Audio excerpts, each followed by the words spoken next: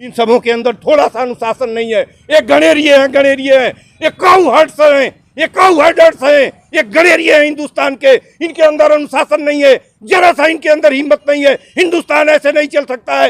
ये 80 करोड़ ऐसे लोग भिखमंगा की स्थिति बना दिया इसने कौरा पर जीने के लिए मजबूर कर दिया है। देश ऐसे चलेगा? देश कैसा चलेगा? तुम जहाजों में उड़ोगे, हिंदुस्तान को पैरों के नीचे मसलोगे, 4100 करोड़ रुपया तुम बहाओगे, सोने चांदी के बर्तन में खाना खिलाकर बड़े आदमी बनोगे। क्यों से हिंदुस्तान की इज्जत बढ़ गई? क्या हिंदुस्तान की इज्जत बढ़ गई? न जाने कितने लोग पैरों के नीचे कुचल दिए गए। ऐसा देश चलेगा? इसमें मनुष्यता कहाँ है? इसमें कोई व्यक्ति आके बताए कि मनुष्यता इसमें जरा सा कहाँ है? पूरी हुकूमत जल्लादों की है, क्रिमिनल्स है। ये केवल अपनी सुविधाओं को इवेल करना चाहते हैं। कहाँ ले जाना चाहता है इस हिंदुस्तान को? ये भारत आखिर जाएगा कहाँ? किस जगह जाएगा? कौन इसका जिम्मेदार है? आप हमें बताइए, कौन जिम्मेदार है? नमस्कार, गोरखपुर फर्स्ट देख रहे हैं आप, और मैं हूं आशीष मिश्रा। इस समय हमारी मौजूदगी गोरखपुर के जो है जीएम ऑफिस में है, और आज हमारे साथ बातचीत करने के लिए यहाँ मौजूद हैं पूर्वांचल के गांधी कहे जाने वाले संपूर्णानंद मल जी, जो हर सामाजिक मुद्दों को लेकर के जो है देखा जाए तो अक्सर जो है सत्याग्रह करते रहे हैं। आज भी इनका एक कुछ इसी तरह का जो है मसला है। हम बातचीत करके जानेंगे कि आज इनका जो है क्या मामला है और किस मामले को लेकर के आज आप जीएम ऑफिस में आए। तो सबसे पहले स्वागत है आपका। आपका भी वेलकम, बहुत बहुत वेलकम। और आपके चैनल को तो मैं बहुत वेलकम करता हूं कि आप सामाजिक और गरीबों के मुद्दे अभी आप उठाए हैं। अभी आपने पिपराइच का, और अभी उधर 2 दिन पहले उधर जिसके साथ कोई नहीं खड़ा होता, आपका चैनल खड़ा होता है। इसलिए मेरे दिल से आपके चैनल को वेलकम। और जो आज जो मुद्दा है वह यह है कि जो पैसेंजर गाड़ियां हैं, पुरानी मेल एक्सप्रेस गाड़ियां हैं, इनको इन लोगों ने स्पेशल गाड़ियों में बदलकर और उस पर किराया 3 गुने कर दिया है। अच्छा। अब कोई गरीब उसमें टिकट कटा के जाने लायक नहीं रह गया है, एक बात। दूसरी, मेल एक्सप्रेस गाड़ियों से जो स्लीपर क्लास के कोचेज थे वो 50% कोचेज अभी कुछ ही माह पूर्व डिटैच कर दिए गए हैं, और डिटैच करके उनको एसी में कन्वर्ट कर दिया गया है। ये 2 प्राइम मुद्दे आज हमारे थे कि ये आज उसको ये पूरी तरीके से मैंने तो रेल बोर्ड से और रेल मिनिस्टर से और गवर्नमेंट से मांग की है कि ट्रेन में किराया, स्कूलों में शिक्षा, चिकित्सालयों में चिकित्सा का खर्च और न्यायालय में न्याय का खर्च सभी निःशुल्क किया जाए। ये मेरी सरकार के समक्ष मांग है, और इसकी मैं 27 सितंबर को दिल्ली चल रहा हूँ भगत सिंह जयंती पर सदन के सामने एक बड़ा आंदोलन के लिए। मैसेज आपको जा रहा होगा। लेकिन तब तक इनसे मैंने कहा कि आप पैसेंजर गाड़ियाँ, पुरानी मेल गाड़ियाँ पुराने किराए पर यथावत चला दीजिए पटरियों के ऊपर। पुरानी पटरियों पर ये जो पैसेंजर गाड़ियाँ चलती थी, आप देखिए ना, इसमें गरीबों की अर्थव्यवस्था चलती थी। आप अगल बगल से देखिए, चौरी चौरा, इधर कैंपियरगंज, पीपीगंज से तरकारी बेचने वाला, सब्जी बेचने वाला, दूध व्यवसायी लेके आता था, सामान बेचा और वो अपने घर चला जाता था। उससे उसका परिवार जिंदा रहता था, अपने परिवार का भरण पोषण करता था, बेटी की शादी करता था, बच्चों की शिक्षा कराता था। इन बेईमानों ने जो उन गाड़ियों को किसके लिए कन्वर्ट कर दिया? 5% यात्री जो माननीय हैं, बड़े धनी लोग हैं, उद्योगपति हैं, जिनको 2.5 लाख, 2 लाख, 3 लाख का वेतन है, वो एसी क्लास की यात्रा, उच्च श्रेणी की यात्रा करते हैं। 5% यात्री, 95% यात्री पैसेंजर गाड़ियों में, पुरानी मेल गाड़ियों में यात्रा करते हैं। किस तरीके से आपने छीना? क्यों उनको किराया क्यों बढ़ा दिया? किसके कहने पर बढ़ा दिया? मैंने कहा इसको वापस ले लीजिए। 15 अगस्त को मैंने इनको ज्ञापन दिया था, 30 दिन में इन्होंने कुछ नहीं किया। आज मैं पुनः इनको ज्ञापन दिया हूँ। अब 2 अक्टूबर को 1 दिन का यहीं सत्याग्रह करूँगा, अनशन करूँगा, फिर एक और अनशन करूँगा यदि ये नहीं मानते हैं। 2 मेरी और मांगे थी कि जितना प्राइवेटाइजेशन एनईआर का किए हैं, यद्यपि ये मामला केंद्रीय है, लेकिन एनईआर का जितना प्राइवेटाइजेशन इन्होंने किया है उसका जो है सार्वजनिकरण कर दें, और जितनी एनईआर की जगहें हैं 20,000, 30,000, 26,000 जो भी खाली पड़ी जगह हैं उसको फौरन भर दें। और चौथी मांग मेरी है, कुशीनगर गणतंत्र एक्सप्रेस और पंडित बिस्मिल शहीद एक्सप्रेस बॉम्बे नगरिया को जाए। जिस यहाँ गरीब मजदूर चलने जाता है उसको AC 3 करें, किराया फ्री करें। नहीं किराया फ्री कर सकते तो स्लीपर क्लास के किराए में AC कोचेज लगा के महसूस तो कराएं कि ये आज़ाद हिंदुस्तान है, महसूस तो कराएं कि ये गरीबों के लिए भी हिंदुस्तान है।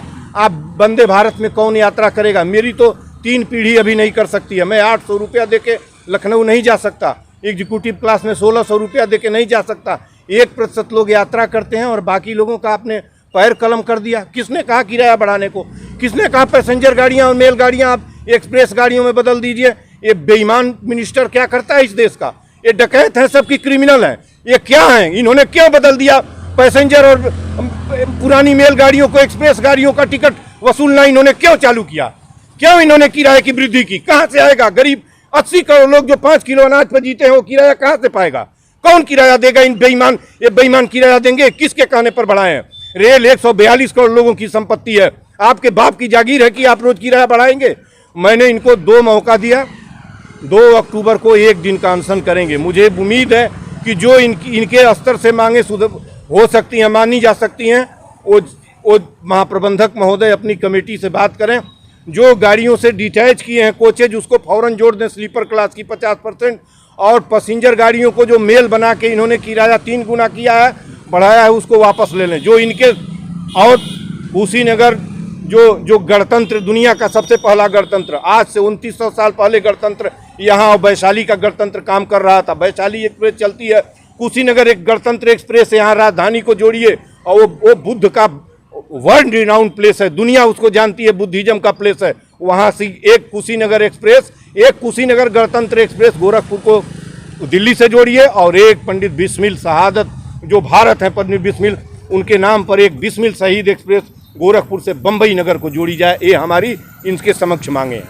आज आप जो ज्ञापन देने गए थे तो जीएम साहब से मुलाकात हुई? जीएम साहब के सेक्रेटरी टू जीएम हैं ऋषि आनंद ऋषि जी हैं, संघलोक सेवा से आए हुए हैं, नए अफसर हैं। उन्होंने मेरी बात सुनी, मैंने ज्ञापन दे के उनको भी बता दिया कि मैं इसमें लिखा भी हूँ कि 2 अक्टूबर को, तो अब वो लोग विचार करेंगे। जो आश्वासन मिला नहीं, कोई आश्वासन हमको नहीं दिए हैं। इस 30 दिनों में भी हमको कोई आश्वासन न खुफिया ने कुछ किया। हाँ, खुफिया ने जब 4 दिन पहले इनको पुनः रिमाइंड किया कि मैं एक सत्याग्रह और करके आपको दूंगा, तब इनके खुफिया ने फ़ोन किया था कि ये मिल गया है और आप इतने तक आग बात बढ़ी है।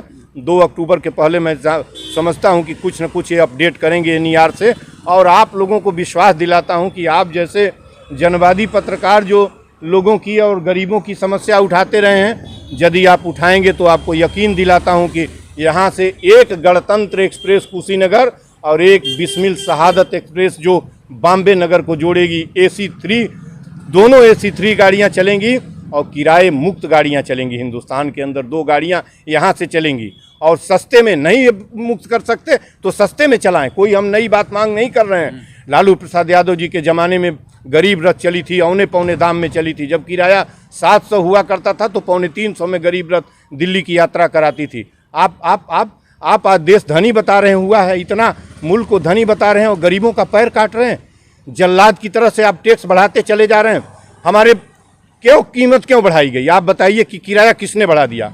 क्यों बढ़ा दिया? जब कोरोना काल में 36 करोड़ से गरीब 81 करोड़ आबादी गरीब की 81 करोड़ गरीब हो गए, गरीब इतना बढ़ गया, 2.25 गुना 2.5 गुना बढ़ गया। फिर किराया बढ़ाने की, जब गरीबी बढ़ गई तो किराया बढ़ाने की क्या जरूरत थी? किसने कहा किराया बढ़ा दो? और कौन कह रहा है कि तुम हमारे दरवाजे पे एक्सप्रेसवे दो, हमारे सिर पर एरोड्रम दे दो और सेंट्रल विस्टा बनाओ, रोज एरोप्लेन से तुम गुंडई करके इस देश के अंदर चुनाव जीतो और G20 करा के सोने की बर्तन में, सोने चांदी के बर्तन में कटोरी गिलास और इस्तेमाल करके दुनिया को दिखाओ, और 80 करोड़ लोगों को कवरा बांट रहे हो। हिंदुस्तान के लोग कीड़े मकोड़े की तरह जी रहे हैं। बेईमानों की फौज पूरी तरीके से, पूरी हुकूमत जल्लादों की है, क्रिमिनल्स हैं। ये केवल अपनी सुविधाओं को इवेल करना चाहते हैं। मैंने इनसे कहा कि ये सारी सुविधाएं फ्री हो सकती हैं। कहाँ से होंगी? ट्रस्ट, जितने भी ट्रस्ट हैं, रिलीजियस ट्रस्ट हैं, पॉलिटिकल पार्टी के जितने भी प्रॉपर्टी और रिसोर्सेज हैं, इनको जब्त कर लिया जाए, क्योंकि ये चोरी और चंदे का पैसा का है। दूसरा, मैंने कहा कि कोरोना काल के दौरान 2 वर्षों में अडानी अंबानी सहित जितने भी उद्योगपतियों के और दवा व्यवसायियों के की आमदनी उनकी 2.5 गुने बढ़ी है। बताइए ना, 900 करोड़ रुपए का अडानी 9 लाख करोड़ का अडानी 12 लाख करोड़ रुपए में पहुंच गया, और आबादी का 36 करोड़ लोग 80 करोड़ गरीब हो गए। ये लुटेरे, इन लुटेरों की उतनी दौलत छीन ली जाए जितनी इन्होंने कोरोना काल में इकट्ठा किया है। इस तरीके से हिंदुस्तान चलेगा? आप सोने चांदी के बर्तनों में खाना खिला रहे हैं, आप रेड कारपेट पर दुनिया को चलवा रहे हैं और 4100 करोड़ रुपया आप जो है पानी में बहा। इस हिंदुस्तान के टैक्स का पैसा, गरीबों का पैसा, 80 करोड़ लोगों की दशा क्या हो गई है, ये बेईमान क्यों नहीं देखता है? हिंदुस्तान का प्रधानमंत्री कहाँ ले जाना चाहता है इस हिंदुस्तान को? ये भारत आखिर जाएगा कहाँ, किस जगह जाएगा? कौन इसका जिम्मेदार है? आप हमें बताइए, कौन जिम्मेदार है? इस वीडियो को जिस तरीके से हो, इन क्रिमिनल्स को, एक क्रिमिनल ऑफेंस है। आप इतना किराया बढ़ा देंगे कि कोई गरीब किराए के अभाव में ट्रेन में नहीं चल पाएगा, किसी गरीब का लड़का स्कूल में पढ़ नहीं पाएगा, कोई न्याय नहीं हासिल कर पाएगा। ये क्या है? क्या संदेश देना चाहते हैं? और ये आप वोट मांग के, हाथ जोड़ के सेवा का वोट मांग कर आप सदनों में गए हुए हैं और हमारी चमड़ी उधेड़ कर हमें सजा दे रहे हैं। किसने कहा टैक्स बढ़ाने को? किसने कहा जीएसटी लगा दो? चावल, दाल, आटा, चीनी, तेल, दवा, हवा, पानी पर जीएसटी किसने कहा तुम लगा दो? ये जीएसटी के अतिरिक्त टोल टैक्स लगाते हैं बेईमान। जब सांसद, विधायक, मिनिस्टर की गाड़ियों पर टोल टैक्स नहीं लगता तो किस हिंदुस्तानी की गाड़ी पर टोल टैक्स क्यों लगता है? इन सबों के अंदर थोड़ा सा अनुशासन नहीं है। ये गणेरिये हैं, ये काउहर्ड्स हैं, ये काउहर्ड्स हैं, ये गणेरिये हैं हिंदुस्तान के। इनके अंदर अनुशासन नहीं है, जरा सा इनके अंदर हिम्मत नहीं है। हिंदुस्तान ऐसे नहीं चल सकता है। ये 80 करोड़ ऐसे लोग भिखमंगा की स्थिति बना दिया इसने कौरा पर जीने के लिए मजबूर कर दिया है। देश ऐसे चलेगा? देश कैसा चलेगा? तुम जहाजों में उड़ोगे, हिंदुस्तान को पैरों के नीचे मसलोगे, 4100 करोड़ रुपया तुम बहाओगे, सोने चांदी के बर्तन में खाना खिलाकर बड़े आदमी बनोगे। क्यों से हिंदुस्तान की इज्जत बढ़ गई? क्या हिंदुस्तान की इज्जत बढ़ गई? न जाने कितने लोग पैरों के नीचे कुचल दिए गए। ऐसा देश चलेगा? इसमें मनुष्यता कहाँ है? इसमें कोई व्यक्ति आके बताए कि मनुष्यता इसमें जरा सा कहाँ है? इसलिए आप विषयांतर होगा। मैंने गरीबों की पैसेंजर गाड़ियाँ, गरीबों की मेल एक्सप्रेस गाड़ियाँ आहिस्ता से दे दें जितनी कार्टेल किए हैं, और चेयरमैन, सीआरबी और रेल मिनिस्टर रेल कहेगा तो ये गाड़ियाँ सब रद्द कर देंगे। ये कहेगा सीआरबी और रेल मिनिस्टर की काट दो पैर तो पैसेंजर का पैर काट देंगे। क्यों इन्होंने बढ़ा दिया? क्यों कोच काट दिया एनईआर से? एनईआर की जितनी गाड़ियाँ में जितनी कोचें थी जोड़ दी जाए, नहीं तो 2 अक्टूबर को एक दिन का यहीं अनशन करूँगा, और उसके बाद जब अनशन स्टार्ट करूँगा तो बता दे रहा हूँ आपको कैसे चलेगा। आप लोक सेवक हैं, आप जनता की सेवा के लिए आए हैं। रेल मिनिस्टर के कहने पर आप रेल बेच दीजिएगा? रेल के साथ कौन सा बर्ताव करना चाहते हैं? आप जनता के टैक्स से वेतन पाते हैं 2.5 लाख 3 लाख। आप एसी कंपार्टमेंट, शर्म नहीं आती कि जिस एसी में बैठे हैं गरीबों की कमाई के पैसे का है? क्या हम कर रहे हैं? और प्रधानमंत्री गुंडा कहेगा इस देश का, प्रधानमंत्री इस देश का क्रिमिनल कहेगा। क्रिमिनल है हिंदुस्तान का। उसने इतनी टैक्स बढ़ाई है, जितनी भी टैक्स है उसने बढ़ाने का, GST, toll tax, diesel, petrol, CNG और सिलेंडर के ऊपर। ये कोई तरीका है? किससे पूछा आपने? 545 और 243 सांसदों से पूछा टैक्स बढ़ाते समय? 142 करोड़ लोगों से पूछा कि हम तुम्हारी चमड़ियां उधेड़ने जा रहे हैं, हम तुम्हारे पेट की हथेली निकालने जा रहे हैं। तुम और सेवा करके, हाथ जोड़ के सेवा करने का, सदनों में मस्तक झुकाता है और पीठ का चमड़ी खींचता है हिंदुस्तान के। ये जालिमों की सरकार है। किसी को मैं नहीं छोड़ना चाहता। ये आज की समस्या नहीं है। ये जालिम जिसकी सरकार आती है टैक्स बढ़ाता जाता है। इस जालिम ने टैक्स बढ़ाने की पराकाष्ठा कर दी है। इसने ऐसी जगहों पर टैक्स लगा दिया, हमारे पेट पर टैक्स लगा दिया। तुम्हारे पेट पर, हमारे पेट पर टैक्स लगाने से आर्टिकल 21 का क्या होगा बताइए? जीवन के अधिकार का क्या होगा? जीवन कैसे बचेगा? मैं इन बातों के साथ आपके चैनल को बताना चाहता हूं कि ये रेल के महाप्रबंधक महोदय जो इनके स्तर से समस्याएं सुलझ जानी हो उसको सुलझा लें। जो रेल बोर्ड से सुलझने वाली हो रेल बोर्ड को भेजें, रेल मिनिस्टर को कम्युनिकेट किए। मैंने कापी उन लोगों को दे दिया है कि ये होना चाहिए। और मुझे गोरखपुर से दिल्ली और गोरखपुर से बॉम्बे मजदूरों के लिए एक फ्री एसी गाड़ी चाहिए, और गणतंत्र एक्सप्रेस चाहिए जो दिल्ली गोरखपुर से लेके और दिल्ली तक जाती हो। एक कुशीनगर गणतंत्र एक्सप्रेस और एक महान क्रांतिकारी पंडित बिस्मिल, जिसको मैं भारत कहता हूं, उनके नाम पर एक शहादत एक्सप्रेस बॉम्बे नगरी को जानी चाहिए। ये है संपूर्णानंद मल्ल जी, जो काफ़ी आक्रोशित आज आप लोगों को दिखे होंगे। इतना आक्रोशित इनको आज तक मैंने कभी नहीं देखा।